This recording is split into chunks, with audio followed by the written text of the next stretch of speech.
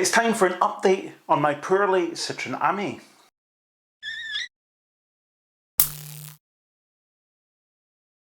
Just over a week ago now, I brought you the unfortunate news that my Citroen Ami had suffered some mechanical issues and had to go back to the dealership for repair. Quite a number of you since then have been asking me for updates. I've been getting tagged in messages on Facebook and people actually messaging me directly. Oh, what's going on? We'd like to know more. And I today can hopefully bring you some of the news that you're looking for. Ami is not home yet, it's still awaiting repair, but the dealership have completed their diagnosis process. They've been working with the technical, I assume from Citroen in France, I don't know, they just said they were speaking to technical, and they have decided that it requires a new motor, which I was quite surprised by, but maybe not quite so surprised when we get to the recent news that we've learned about. But I was quite surprised that was the diagnosis, that it requires a new motor. It seems like a bit of a sledgehammer to crack a nut perhaps, but obviously we know with modern vehicles very much you don't really repair things, you just swap parts out. It seems to be the order of the day. When they told me this, I was a little bit worried. My first reaction was, how long is that going to take? Because I know there have been issues with Ami parts availability, long lead times for certain parts, especially more major parts, and so I was a little bit worried about how long that might take. However, I'm told by the wonderful team at Warner Citroen in Tewkesbury, who have been great throughout this process, that they have the part on order and it should be in next week. So we're talking about a week lead time to get a major part in, and I think that's pretty good.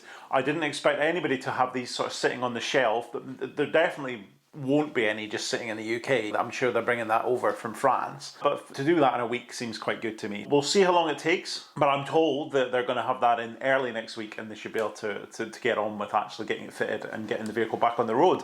So I think that's good news. I was surprised that such a major part needed to be replaced.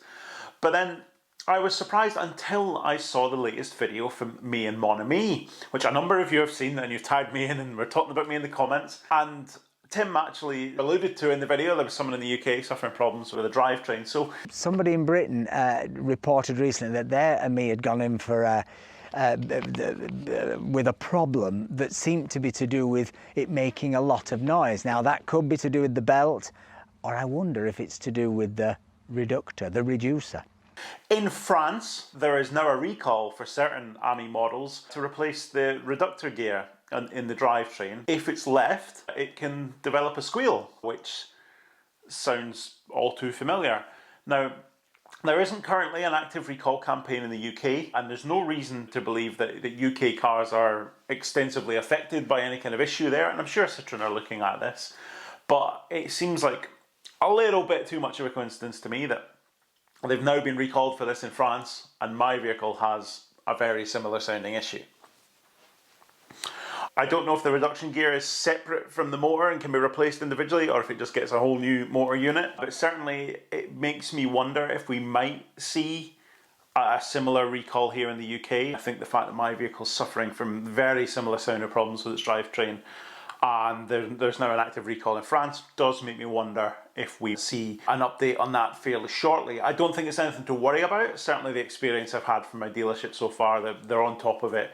Everything's good. A number of people asked if they provided me with a loan vehicle. Now, I didn't immediately ask for one because when it first went in, hopefully it was just going in for a quick checkup and a bit of adjustment and everything was going to be fine.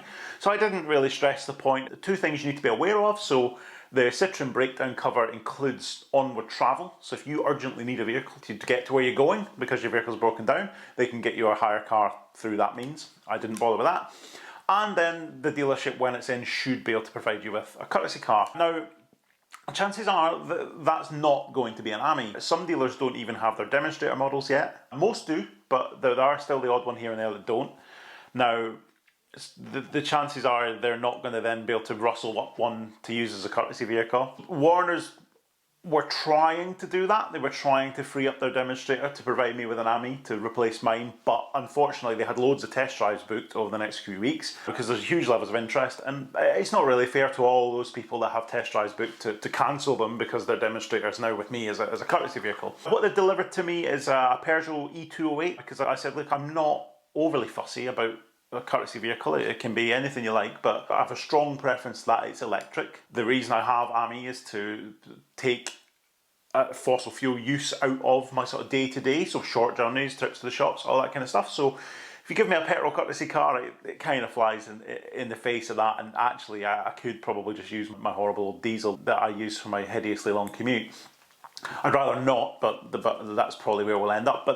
So they've delivered to me a nice Peugeot E208. I will bring you some more news on that fairly shortly. We'll do a little bit of a mini review, see what it's like. It's always interesting to drive something new, and it certainly, I've literally moved it from where the guy parked it when he brought it onto the driveway, so I haven't driven it at all yet. It certainly seems pretty nice inside and stuff. It seems well equipped. It'll be quite interesting to bring you some views on the Peugeot E208. So I'm hopeful the Ami will make a return fairly shortly. So as I said, the motor's on order, everything's good to go.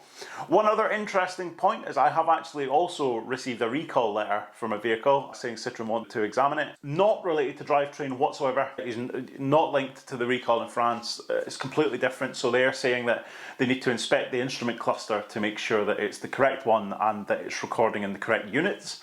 Now, I don't know if maybe they think that there's a couple of vehicles kicking around with a kilometre speedometer rather than a miles one, but certainly that's not the case with mine. I think I would have noticed a lot earlier if it was. But yeah, they're going to take care of that when it's in, but everything in the letter points to it being related to the instrument cluster potentially being incorrect. And I don't think that is, but it'll be interesting to hear if they do actually modify anything or if it's just, oh, tick, that's fine, no problem at all. So it is actually subject to a recall, but nothing to do with the drive. I will let you know if I give any more news, if and when it returns, and if we hear any more about any sort of potential Drivetrain related recalls in the UK. I will definitely be the first to make you aware of that, but as things are, it seems like it's a one-off, isolated occurrence. The dealer's on it, and it should be back fairly shortly. That's all for this video. Thank you very much for watching, and I'll see you next time.